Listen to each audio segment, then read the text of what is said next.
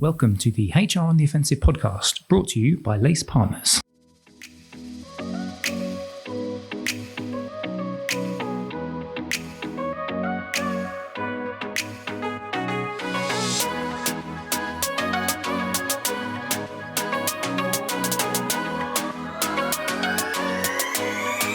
Good morning, good afternoon, and good evening, and welcome to the latest HR on the Offensive podcast. It's me, Chris Howard from Lace Partners, joining you as always on this Thursday that we release our podcasts.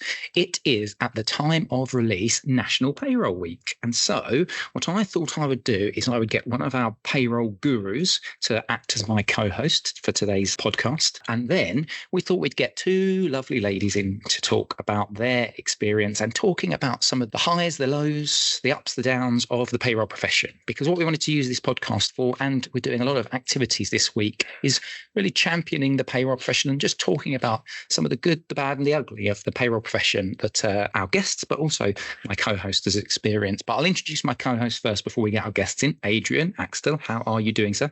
I'm very well. Thanks very much, Chris. Great to be here. Yeah, good to have you on. And we are going to chat all things payroll and in the context of National Payroll Week with two wonderful people from Sage. We have Bronwynn Gordon, who is the Global Payroll Director, and Claire Findell, who is the VP of People Operations. Bronwynn, how are you? I am very good. Thank you, Chris. Thank you for inviting us. Super excited. It's great to get you on. And Claire, lovely to have you on and joining us to make the quartet for today. Hello, and thanks for inviting us. We're looking forward to this. Yeah, really, really good. So I'll start with Claire and then with Bronwynn. So a little bit before we get into our tradition, which is fundamentally different question, totally not related to payroll. I'm going to hit with the guys with it in a minute. Claire, can you start off and then Bronwynn talk a little bit about, just maybe for a minute or so, about yourself and your background so that our listeners are aware of you and where you come from. I joined the actual HR profession over 25 years ago. So far too long for me to remember that way back, but and sort of worked my way up. My aspiration at the time of joining, I was fresh out of university, was to become a HR director.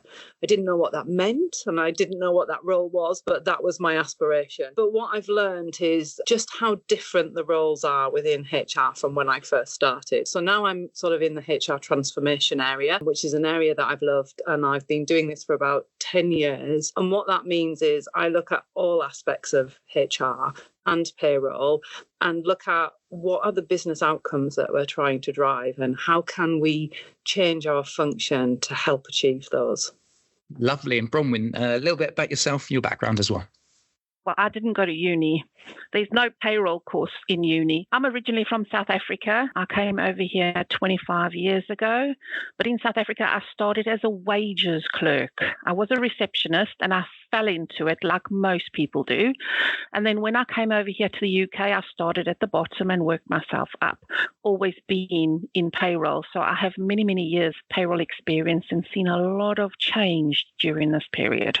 I can imagine. And we're going to get into that kind of one of the questions we're going to ask you is around your experience of how payroll has evolved and changed. I'm going to get Adrian to jump in with the first question in a second, but we have to do our fundamentally different question. The fundamentally different question today, the icebreaker that we've got is I read a piece online where a man from Ohio had won $50,000 by picking lottery numbers based on his dog's sort of license, the license number that they get. So my question to all three of you, but I'm going to answer it as well first, and then I'm going to give you guys a second to think about it. So I'm going to ask Adrian and then Bronwynn and Claire. If you could pick either one number that you'd pick or you do pick when you're doing the lottery, if you do the lottery, or a series of numbers, what would that be? And I'll kick it off. I mean, I'm an obsessive Arsenal fan, Arsenal Football Club. And so my favourite player of all time is number 14. So it simply has to be Thierry Henry, number 14. That's my favourite player. Adrian, what would be your kind of lotto number or numbers? So on the basis, I don't think I've ever won anything on a lottery or lotto. Any number I pick is not going to help. But I think I'd probably go for 855. And the reason for 855 is the first car I ever learnt to drive in was originally my grandfather's car. He bought it brand new, Austin 1100. And when he passed away about a year later, sadly, my dad then took that car and started using that car, and I learned to drive in that car. And OWV 855G was the number of the car. So that would be my number. That's a lovely story, that one. That's way better than mine. Pick your favourite footballer number. I've got one number plate from that car, and my sister's got the other. So we keep the number plates as well. Nice. So that's lovely. Yeah. Bronwynn, what's your number? Well, mine's definitely not that fancy either. So I would always pick the number 13. So it's the date of my birthday. But I've heard it can be bad luck and good luck. So I think between the two of them, I might stand a chance. So that's why I choose 13. I like that. So we've got 13, we've got 14, and we've got 855. Claire, just to wrap us up before we start talking about building the perfect payroll professional, what's your number? I do the lottery, and I've been doing it ever since I got married. So that is 25 years, and we've had the same numbers every week. So I can't change mine. So we have our birthday dates and the month we were born in, and then what our ages were at the time. So I'll just give you a few of the numbers, but not all of them, because then you can work out how old I am. But we were both born, my husband and I were both born in February, so number 2. I was born on the 22nd, and he was born on the 28th. So they're part of our numbers that we put on every week without fail.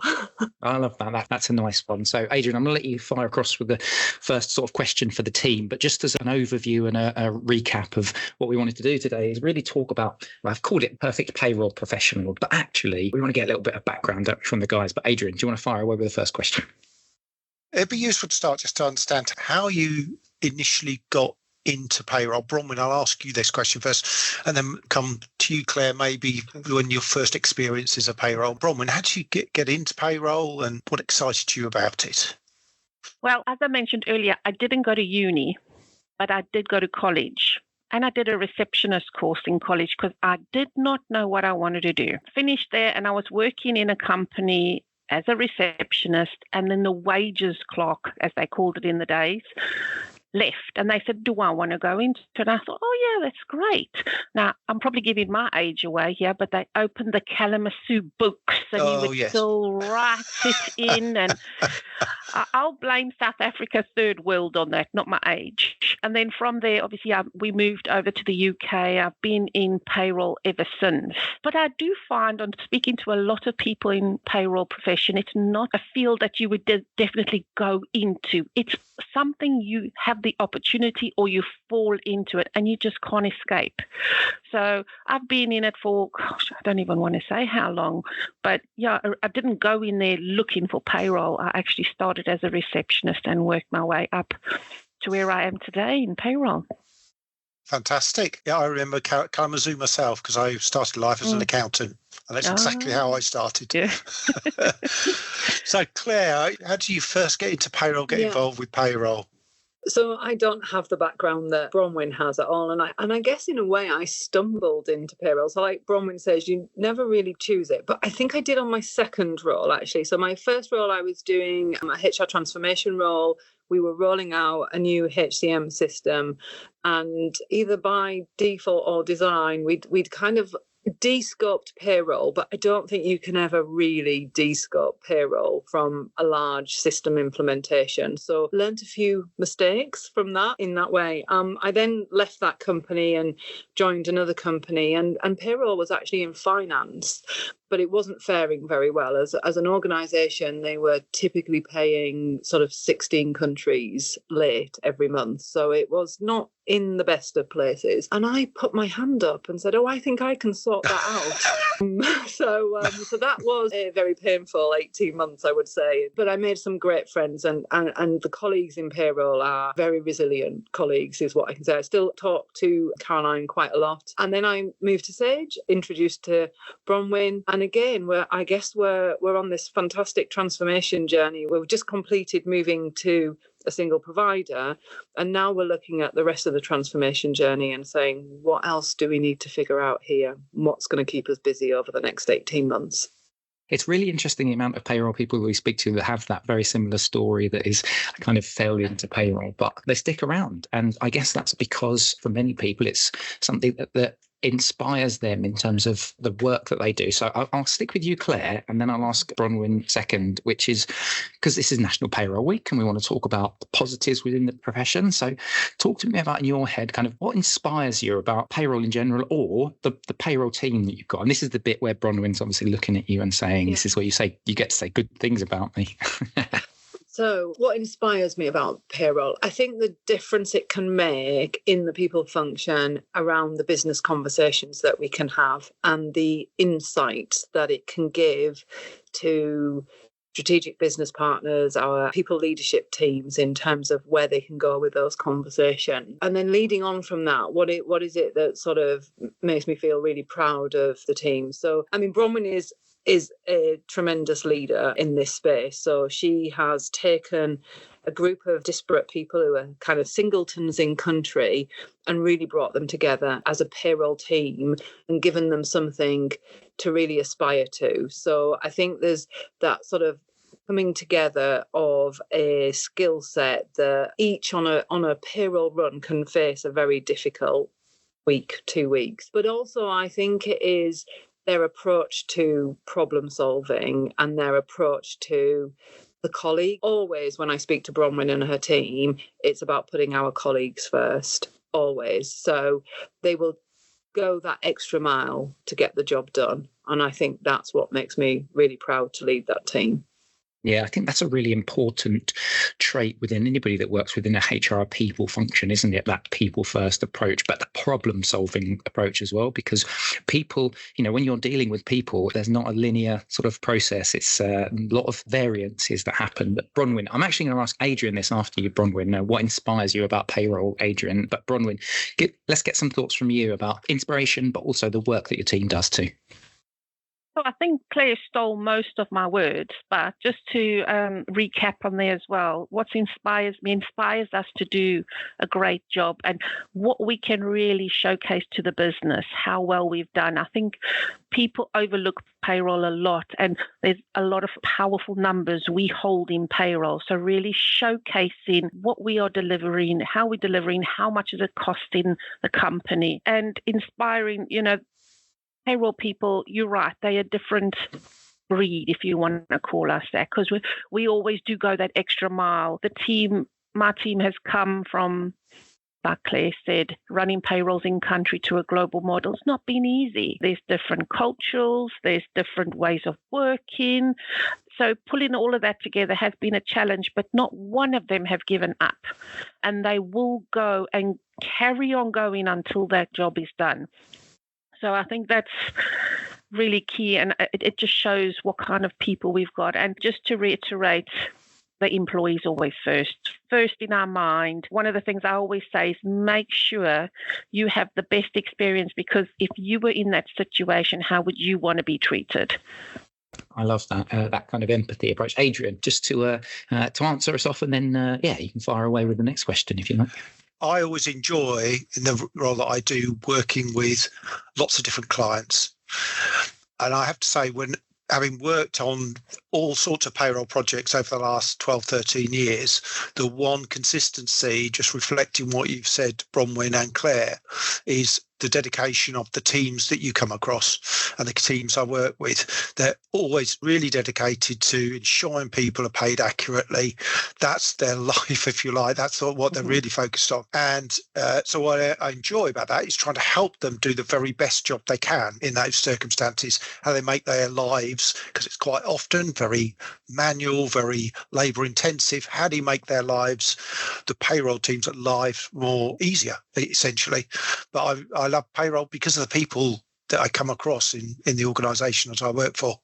I'll move on to the next question. So it's really about how, it's a question, I suppose, I'll start with you, Bronwyn, this time. So it's about how do you think businesses perceive payroll broadly? How do you see in the marketplace payroll is seen? It's funny you mentioned that, because you guys had a course called The Magic Button not so long ago, and I went onto that. And it is just so interesting that exactly is how we feel. I know I feel. A lot of the organizations think we just sit there and we push a button and everything magically happens. It doesn't magically happen. There's a lot, like you've mentioned earlier there, Adrian, there's a lot of manual work that gets involved with it. But sometimes I wish that people would put our shoes on and come actually work with us and see all the work that we do, all the good work that payroll people do. They put a lot of effort and time into it. But definitely going back to the question, the perception is we just spend money, we don't make money, and we push a button and everything happens. And why can't you just do it? It's just this easy, and it's not that easy. There's so many rules and regulations and limitations, and we have our challenges. Claire, what's your perspective on that? I think businesses don't really think about payroll until something goes wrong. So actually, I think we are that kind of silent partner until something goes wrong. And then everyone has an opinion and everyone has a voice. And of course, they could do it far better than you. But actually, when you ask them to join the party, they don't really want to come.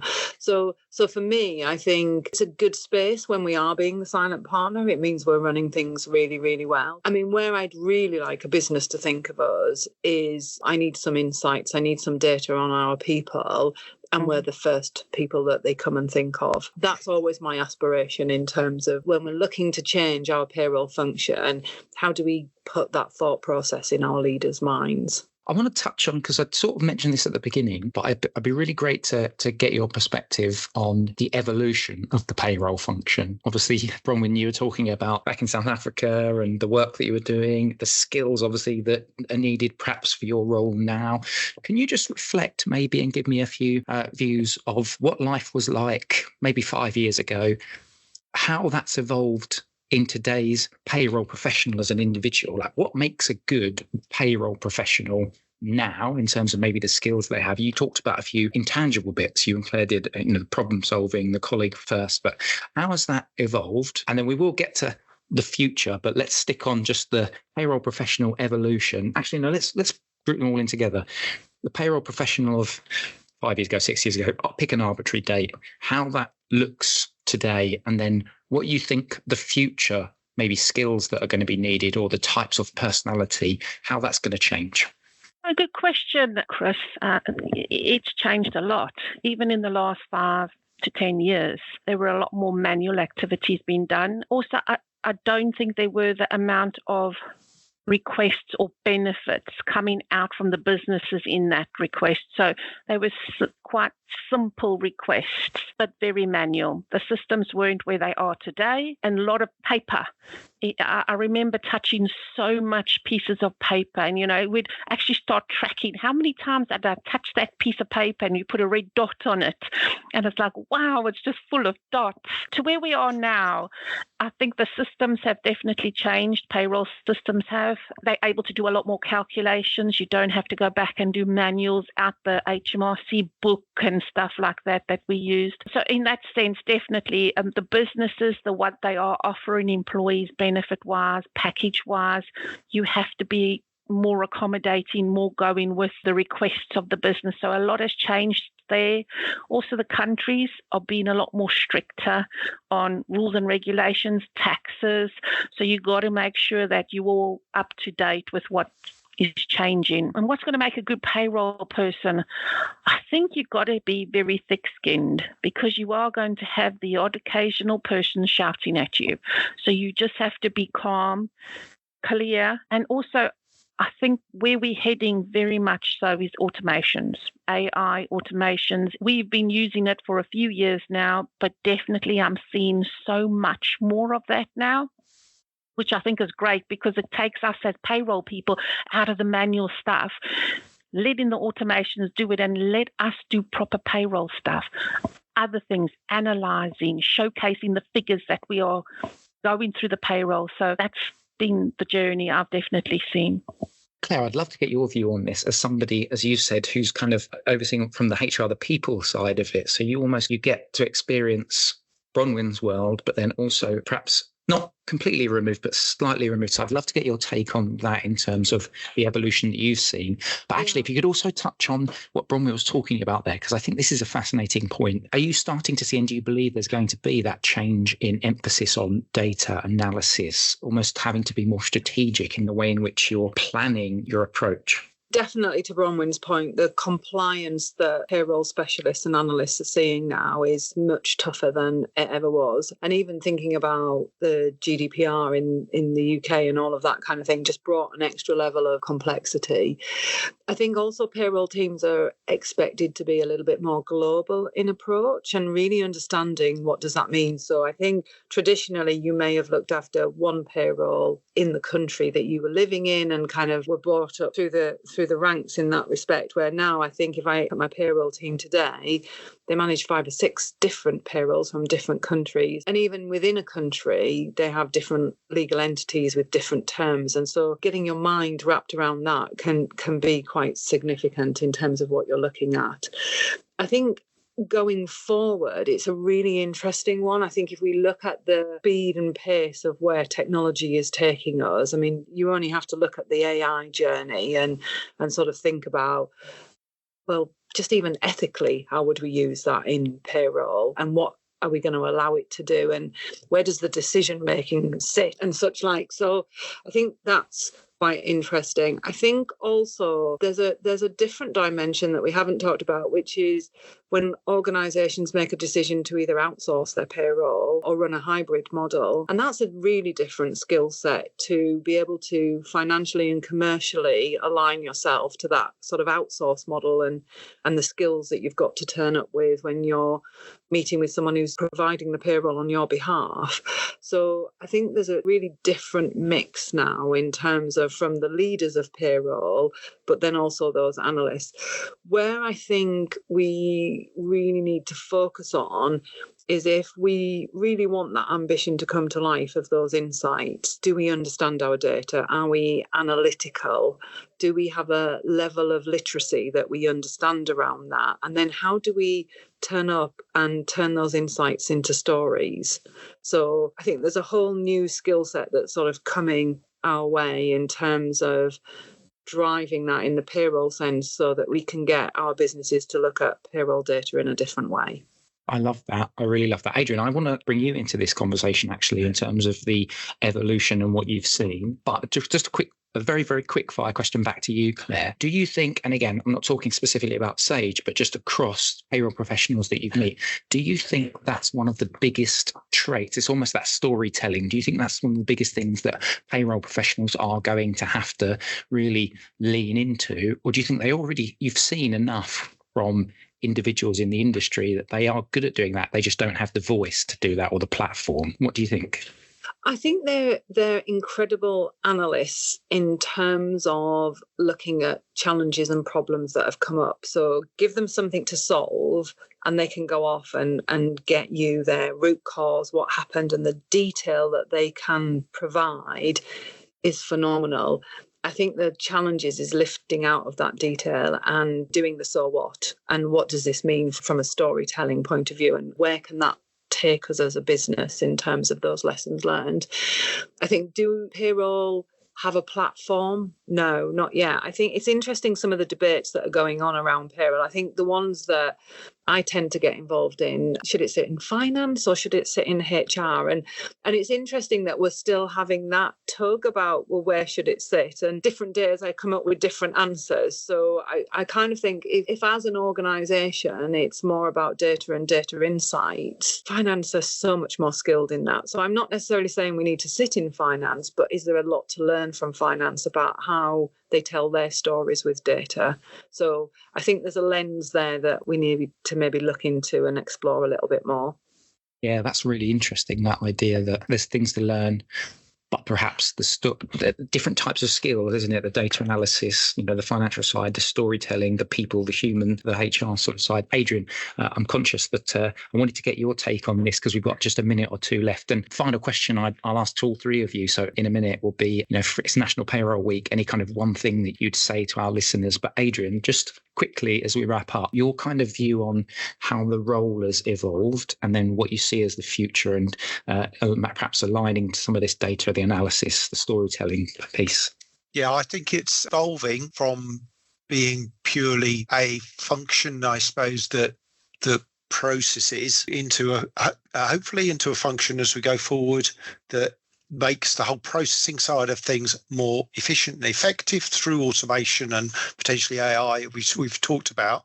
But that means quite a different skill set in terms of the individuals who are within the payroll team to understand how best to use that and how best to deliver that. And yeah, there's huge amounts of data in payroll, which is completely underused by organisations all over the place. Massive opportunity there. I think payroll sits within the organisation, an organisational network that maybe not everybody understands. It might report into HR, it might report into finance, etc., but almost doesn't matter because it sits within that much wider network, relies on all sorts of other parts of the organisation to support and ensure that payroll delivers it successfully, because no data starts in payroll, very little data starts in payroll, starts elsewhere. So that is really important for the payroll manager of the future, is to really get to grips with that and manage and work with that and look outside maybe payroll a bit more in terms of actually recognising, actually, I've got to make sure I work really well with the rest of the business. And the only other thing I'd put is employee experience, and employee experience becoming increasingly important within payrolls and the solutions payroll are delivering, and thinking about how payroll can improve an employee experience within an organisation. Love that. So Bronwynn, just as we've got about a minute or 2 minutes left, we can run a little bit over. But to those people listening in, payroll professionals, heads of payroll, directors of payroll, all levels of the profession, if there was one thing on National Payroll Week that you would like to leave our listeners with, one piece of advice or one thought, what would it be? I would definitely say you guys are all amazing. It's not an easy job, and keep going. You're doing amazing. You're having an impact on people's lives. So well done, and happy National Payroll Week. Love it. Claire? Yeah, so definitely happy National Payroll Week. I think I would just echo Bronwynn. I think don't lose the empathy. I think that is a credit to the function, and being able to put yourselves in the shoes of colleagues and kind of helping them when they're having all sorts of pay issues. Just a really big thank you for that. Well done. Yeah, and Adrian, just to finish us up. Yeah, I think it's echo the points, the points around how important a payroll team is to an organisation, and I think it's payroll guys understand you are important, really important to organisations. So even as Bronwynn suggested, when somebody shouts at you, you are really, really important cog in the wheel, as it were, for an organisation, and play a huge role. So congratulations to all payroll guys out there. Have a fantastic payroll week and continue to enjoy your roles. Yes, echo that as well. I thought it's quite interesting as we were talking about the evolution of payroll, the emphasis on data, the emphasis on storytelling. Adrian mentioned employee experience as well. It is a position, it is a function which is broadening its importance and also its scope. So I think that's something to also take away. Adrian, thank you very much for co-hosting with me today. Thanks very much, Chris. Been a pleasure. It's been great lovely to have you with us, Bronwynn and Claire. Yeah. Yes, thank you very much, Bronwynn. No, thank you. And Claire of the quartet. Thank you very much. Thank you for having us. Loved of course. Every minute of it. Yeah, it's good to champion the profession. It's an important thing that's done as well. Of course, you can get this podcast wherever you get this podcast. You can find out our whole back catalogue of podcasts. We've got a number of payroll pods that we've done over the years. We've done stuff around financial well-being. We did some stuff around national minimum wage a few months ago. Adrian and I we've talked about payroll's operating model. So if you just search under the payroll section on labelistpartners.co.uk/insights, you can find out all of our back catalogue of content and different bits. But from Adrian, from Bronwynn, from Claire, and from myself, thank you very much for listening, and hopefully we'll catch you next time on the HR on the Offensive podcast. Bye bye.